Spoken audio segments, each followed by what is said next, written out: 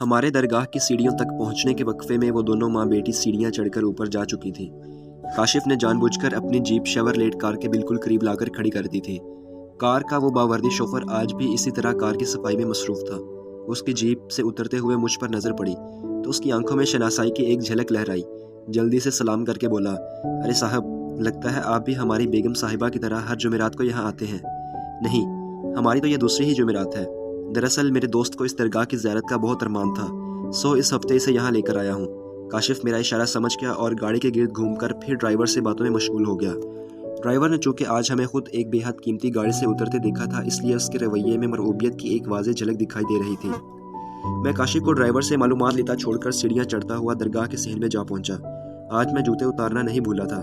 صحن میں پچھلی جمعرات کی طرح لوگوں کا ایک میلہ سا لگا ہوا تھا اور بے حد بھیڑ تھی۔ مجھے عبداللہ کہیں دکھائی نہ دیا۔ میں نے اس ماہ رخ کی تلاش میں ادھر ادھر نظر دوڑائی تو وہ دونوں ماں بیٹی مجھے درگاہ کے مرکزی عمارت کے برآمدے میں بنی پتھر کی جالی کے قریب بیٹھی ہوئی دکھائی دی، اور پھر میرے ساتھ وہی ہوا جو پچھلی مرتبہ اس لڑکی کو دیکھنے کے بعد ہوا تھا۔ یکا یک آس پاس کی ساری بھیڑ، سب لوگوں کا ہجوم اور ان کا سبھی شور یکدم موقوف سا ہو گیا۔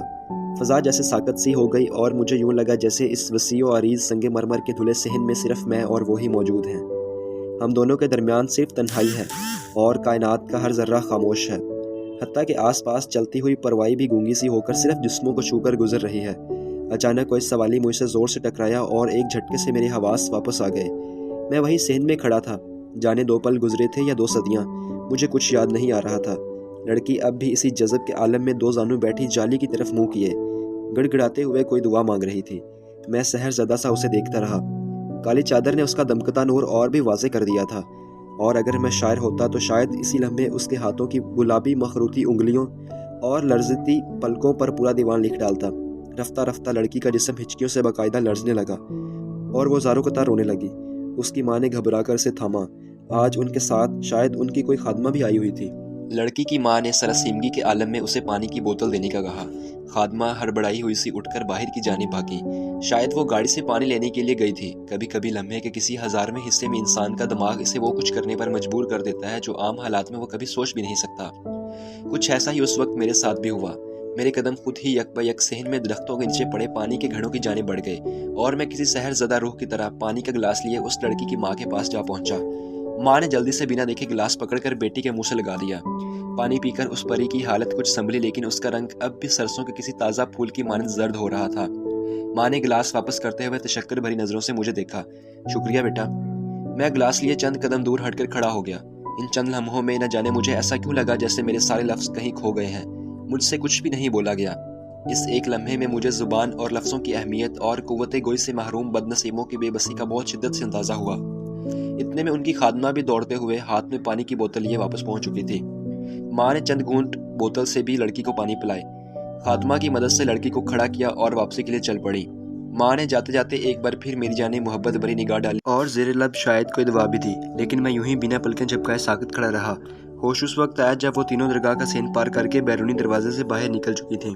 میں ایک دم حواس باختہ ہو کر یوں باہر کی جانب لپکا جیسے کوئی مجھ سے میری سب سے قیمتی چیز چھین کر لے بھاگا ہو، لیکن جب تک میں زائرین کی بھیڑ سے الجھتا راستہ بناتا ہوا باہر سیڑھیوں تک پہنچا، وہ لوگ اپنی گاڑی میں بیٹھ کر جا چکے تھے۔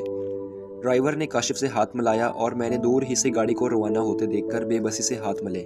اس وقت مجھے خود پر شدید غصہ آ رہا تھا۔ قدرت نے آج خود مجھے اتنا بہترین موقع دیا تھا۔ میں کم از کم اس کی ماں کی دعا کا جواب تو دے سکتا تھا، ان لوگوں کی سیڑھیوں سے اترنے میں مدد تو کر سکتا تھا، لیکن میں تو بس کسی معذور انسان کی طرح کھڑا ہی رہ گیا۔ بوجھل دل کے ساتھ سیڑھیوں سے نیچے اترتا کاشف میری جانب لپکا۔ کیوں شہزادے، کچھ بات بنی؟ میں نے کاشف کو اپنی بے بسی کا احوال سنایا تو اس نے سر پیٹ لیا۔ کیا ہو گیا ہے یار، اتنا بہترین موقع ضائع کر دیا، آخر تمہارا مسئلہ کیا ہے؟ میں نے ایک گہری سانس لی۔ اگر مسئلہ ہی سمجھ میں آ جاتا تو پھر رونا کس بات کا تھا؟ کاشف نے اپنا سر جھٹکا۔ بہرحال میں نے ڈرائیور سے تمام ضروری معلومات حاصل کر لی ہیں۔ گاڑی کے مالک کا نام حاجی مقبول احمد ہے، ملک کے بہت بڑے صنعت کار ہیں۔ آباؤ اجداد یوپی سے ہجرت کر کے پاکستان آئے تھے۔ ادھیڑ عورت ان کی بیوی اور لڑکی ان کی بیٹی ہے۔ ایک معتدل اسلامی گھرانہ ہے اور حاجی صاحب خود بھی درگاہوں اور زیارتوں پر چڑھاوے چڑھانے جاتے رہتے ہیں۔ بھارت میں حاجی علی کی درگاہ کا سالانہ عرس وہ کبھی مس نہیں کرتے۔ ان کی بیٹی پڑھی لکھی ہے اور حال ہی میں اس نے یونیورسٹی سے اپنا ماسٹرز مکمل کیا ہے۔ وہ پہلے کبھی اپنے ماں باپ کے ساتھ ان زیارتوں اور درگاہوں پر نہیں جاتی تھی، لیکن بقول ڈرائیور پتہ نہیں اس کی بی بی جی کو گزشتہ 2 سال سے کیا ہو گیا ہے کہ ہر جمعرات کو اس درگاہ کا پھیرا انہوں نے خود پر لازم کر لیا ہے۔ اور ہاں، لڑکی بھی ماں باپ کی اکلوتی اولاد ہے۔ میں نے ستائشی نظروں سے کاشف کو داد دی۔ میں جانتا تھا کہ وہ ڈرائیور سے زیادہ تر باتیں اکلوا لے گا، لیکن اس نے میری توقع سے کہیں زیادہ معلومات حاصل کر لی تھی، اور وہ بھی اتنے کم وقت میں۔ تمہاری اس اعلیٰ کوشش پر میں تمہیں انعام کا حقدار ٹھہراتا ہوں۔ کاشف نے سعادت مندی سے سر جھکا لیا۔ آپ کی ذرا نوازی ہے علی جاں، لیکن غلام کی بات ابھی ختم نہیں ہوئی۔ اس مخبری کا آخری حصہ سن کر آپ یقیناً اپنی پوری سلطنت میرے حوالے کر دیں گے۔ میں نے لڑکی کا نام بھی ڈرائیور کی زبان سے اگلوا لیا ہے۔ کاشف نے مجھے تنگ کرنے کے لیے ایک لمبا وقفہ لیا۔ میں دم بخود کھڑا اس کی طرف یوں دیکھتا رہا جیسے وہ کچھ ہی دیر میں اس لڑکی کا نام نہیں بلکہ مجھے میری زندگی یا موت میں سے کسی ایک پروانے کی تحریر پڑھ کر سنانے والا ہو۔ شاید میری پوری زندگی میں میری تمام سماعتوں نے مل کر بھی کبھی کسی ایک لفظ کو سننے کی اتنی شدید تمنا نہیں کی ہوگی جتنی اس ایک لمحے میں مجھے کاشف کی زبان سے وہ نام سننے کی آرزو تھی۔ زہرا، زہرا نام ہے اس لڑکی کا۔ میں نے دھیرے سے زیر لب دہرایا، زہرا۔ اس ماہ کامل کا کچھ ایسا ہی نام ہونا چاہیے تھا۔ مجھے یوں لگا جیسے میرے آس پاس دن ہی میں بہت سے چاند اکٹھے نکل آئے ہوں۔ کاشف غور سے میری بدلتی ہوئی حالت دیکھ رہا تھا۔ اس نے پلٹ کر جیپ کا دروازہ کھولا۔ اگر میں گزشتہ 5 برسوں میں ان 50 لڑکیوں کے نام اور پتے نہ جانتا ہوں جو تمہاری زندگی میں ہفتے، 10 دن یا مہینے کے لیے آ کر جا چکی ہیں، تو اس وقت تمہاری حالت دیکھ کر مجھے یہ یقین کرنے میں ایک لمحہ بھی نہیں لگتا کہ تم اس لڑکی کے شدید عشق میں مبتلا ہو چکے ہو۔ لیکن تمہارے گزشتہ ریکارڈ کی وجہ سے تمہیں فی الحال اس الزام سے بری قرار دیتا ہوں۔ میں نے جواب میں خاموش رہنا ہی بہتر سمجھا۔ جب تک ہم ساحل سے واپس شہر پہنچے تب تک شام ڈھل چکی تھی اور شہر کی روشنیاں جگمگانے لگی تھیں، لیکن اس دن کے بعد میرے اندر کی تمام روشنی جیسے دھیرے دھیرے گھٹنے لگی۔ رات تک مجھے تیز بخار نے آ گھیرا۔ مما اور پاپا دونوں ہی کسی کانفرنس کے سلسلے میں جنیوا گئے ہوئے تھے۔ ان کی واپسی اگلے شام تک متوقع تھی، لیکن میں ان کی آمد سے پہلے ہی نڈھال ہو چکا تھا۔ مما تو میرے ماتھے پر ہاتھ رکھتے ہی بالکل بوکھلا سی گئی۔ چند لمحوں ہی میں ہمارے فیملی ڈاکٹر یزدانی اپنے تمام لوازمات سمیت میری خوابگاہ میں موجود تھے۔ میں نے پاپا سے احتجاج کیا، دیکھیں نا پاپا، یزدانی انکل پھر سے اپنی پوری لیبارٹری اٹھائے آ گئے ہیں۔ ڈاکٹر یزدانی زور سے ہنسے۔ پاپا نے مسکرا کر کہا، کیا کریں یار، ان کے 30 سالہ کیریئر میں صرف ہم نے انہیں اپنا فیملی ڈاکٹر ہونے کا شرف بخشا ہے، اب ان کے تجربے کو تو بھگتنا ہی پڑے گا۔ میری ساری ہمدردیاں تمہارے ساتھ ہیں بیٹا۔ مما نے ہم دونوں کو غصے سے گھورا اور پاپا کو ٹوکا، توصیف آپ بھی نہ بچے کے ساتھ بچہ بن جاتے ہیں، اسے شدید بخار ہے، یہ بات مذاق میں ٹالنے والی نہیں ہے۔ ڈاکٹر یزدانی، آپ پراپر چیک اپ کریں ساحر کا۔ مما کا موڈ دیکھ کر پاپا نے مجھے منہ پر انگلی رکھ کر چپ رہنے کا اشارہ کیا۔ مجھے ان کی یہی بات سب سے زیادہ پسند تھی۔ انتہائی غیر معمولی دباؤ میں بھی ان کا رویہ انتہائی نارمل رہتا تھا۔ سچ تو یہ ہے کہ وہ ایک والد سے کہیں زیادہ میرے بہت اچھے دوست تھے۔ ڈاکٹر یزدانی نے بہت تفصیل سے میری بخار کی تمام علامات نوٹ کی اور چند ٹیسٹ کروانے کی تاکید کی، لیکن ان تمام ٹیسٹوں کا نتیجہ ان کے لیے مزید حیران کن تھا، کیونکہ میرا ہر تجزیہ معمول کے مطابق تو تھا، پر یہ شدید بخار میرا پیچھا کیوں نہیں چھوڑ رہا تھا۔ مما پاپا کے پیچھے پڑ گئیں کہ مجھے فوراً باہر کے کسی بڑے ہسپتال میں مزید ٹیسٹ کروانے کے لیے بھجوا دیا جائے۔ وہ تو خود بھی میرے ساتھ جانے کے لیے تیار بیٹھی تھی۔ میں نے بڑی مشکل سے ڈاکٹر یزدانی کو اس بات کے لیے تیار کیا کہ وہ مما کو سمجھائیں کہ اب ہمارے ملک میں ہی ہر بیماری کا علاج موجود ہے، اور پھر یہ تو صرف ایک معمولی بخار ہے۔ لیکن میں مما کی طبیعت سے بھی اچھی طرح واقف تھا۔ اگر مزید کچھ دن میرا بخار نہ اترتا تو پھر انہیں روکنا کسی کے بس کی بات نہیں تھی۔ میرے بخار کو 5واں روز تھا کہ اچانک ہی اینی ساری چنڈال چوکڑی کے ساتھ نازل ہو گئی۔ میرا گھر چڑیا گھر میں تبدیل ہو گیا۔ انہوں نے آتے ہی سب کچھ تلپٹ کر دیا۔ میرا کمرہ کچھ ہی دیر میں کسی میدان جنگ کا نقشہ پیش کرنے لگا۔ مما نے میرے سارے دوستوں کو لنچ کرنے کو کہا۔ کاشف نے ڈھٹائی سے جواب دیا کہ آنٹی لنچ کا وقت تو ہو ہی گیا ہے، آپ ڈنر کی تیاری بھی کر لیں، کیونکہ اب ہم اس مریض کا مرض دور کیے بنا یہاں سے نہیں ٹلنے والے۔ مما ہنستی ہوئی کمرے سے باہر نکل گئیں۔ ہیلتھ منسٹر کا پیٹو بیٹا جواد بولا، لیکن تمہیں ہوا کیا ہے؟ اس والے دن تو تم بھلے چنگے تھے۔ کاشف نے مانی خیز نظروں سے میری جانب دیکھا۔ اسے روگ لگ گیا ہے، کوئی چہرہ بھاگ گیا ہے اسے۔ اینی زور سے چونکی۔ میں نے آنکھ کے اشارے سے کاشف کو منع کرنے کی کوشش کی، لیکن تب تک تیر کمان سے نکل چکا تھا۔ اینی نے غور سے میری جانب دیکھا۔ کیا مطلب؟ میں کچھ سمجھی نہیں۔ اور ہاں، کاشف بتا رہا تھا کہ تم دونوں اس جمعرات کو بھی درگاہ گئے تھے، کہیں یہ روگ وہیں کا پالا ہوا تو نہیں ہے؟ میں نے کھا جانے والی نظروں سے کاشف کو گھورا۔ کسی کی پول کا ڈھول پیٹنا تو کوئی اس سے سیکھے۔ کاشف نے گھبرا کر کندھے اچکائے، لیکن اب کیا ہو سکتا تھا؟ میں نے بات کا رخ موڑنے کی کوشش کی۔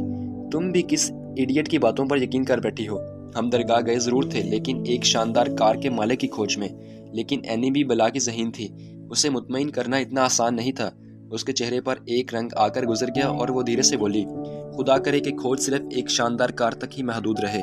بات آئی گئی تو ہو گئی، لیکن پھر سارا دن اینی کا موڈ آف رہا۔ وہ شام تک میرے گھر میں دھماکہ چوکڑی کرتے رہے۔ جاتے ہوئے مما نے ان سب سے وعدہ لیا کہ وہ لوگ اب آتے رہا کریں گے۔ اینی سب سے آخر میں گاڑی میں سوار ہوئی اور مجھے دیکھ کر ہاتھ ہلاتی ہوئی باقی سب کے ساتھ رخصت ہو گئی۔ مما میرے قریب ہی کھڑی تھی، انہوں نے مسکراتے ہوئے مانی خیز نظروں سے میری جانب دیکھا۔ نائس گرل ساحر، ہے نا؟ مجھے ان کے اندر پلتی ہوئی آگ پر ہنسی آ گئی۔ آپ جیسا سوچ رہی ہیں ایسا کچھ نہیں ہے، اگر ویسا ہو بھی جائے تو ہمیں کوئی اعتراض نہیں ہوگا مائی چائلڈ، بس تم خوش رہا کرو۔ مما بھی مسکراتی ہوئی وہاں سے پلٹ گئیں۔